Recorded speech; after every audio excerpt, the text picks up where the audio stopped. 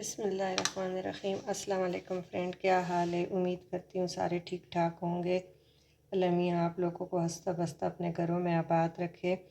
आज हम आपके साथ एक न्यू रेसिपी के साथ ब्रेकफास्ट रेसिपी के साथ शेयर कर रहे हैं। ये हाई प्रोटीन चिल्ला हम बना रहे हैं।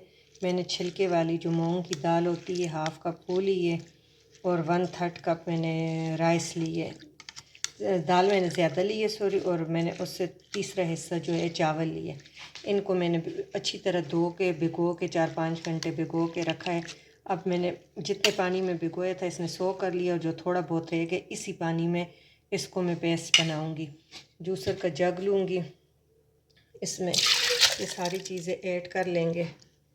साथ ही 3-4 ग्रीन चिली और 2 इंच के 2 पीस 3 टुकड़े ये सब्ज़ मिर्च और अदरक ये हम ऐड कर लेंगे और इसको हम अच्छी तरह पेस्ट बना लेंगे।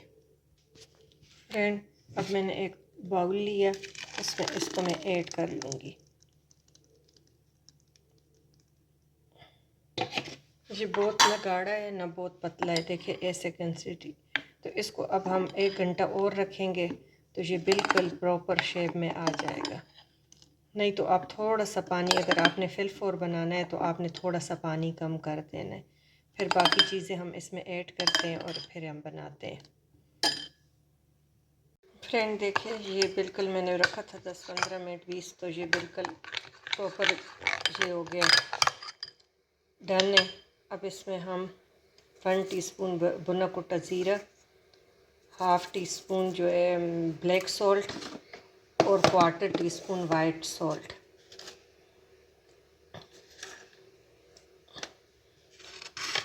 और 1 प्याज, एक छोटा सा टमाटर, 2 चॉप सब्ज़ मिर्चें, 2 टेबलस्पून जो है सब्ज़ धनिया।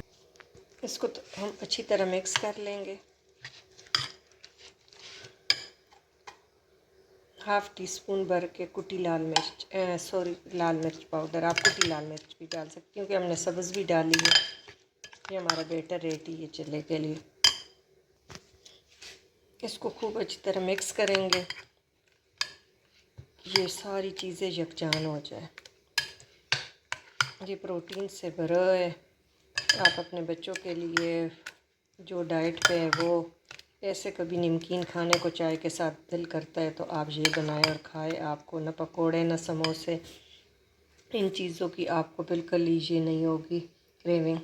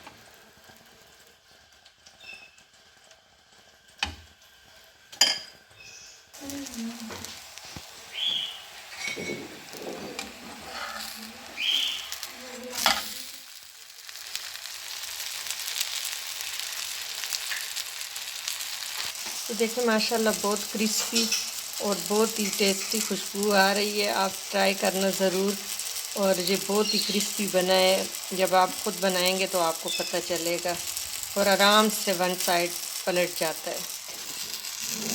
देखिए दूसरी साइड से भी आराम से पक के है माशाल्लाह। अब ये मैं डिश आउट करके तो दूसरी मैं कर लेती हूँ। इस पर ये मैंने दूसरा डाल दिया है और इस पे मैं थोड़ा सा देसी घी लगा लूँगी। देसी घी से जायका बहुत अच्छा आता है, तो आपने देसी घी लगा के बस थोड़ा सा आपने बस ग्रीस सा कर लेना है, और इससे इतना टेस्टी जायका आता है कि जो डाइट करते हैं उनके लिए देसी घी बटर बहुत अच्छा है।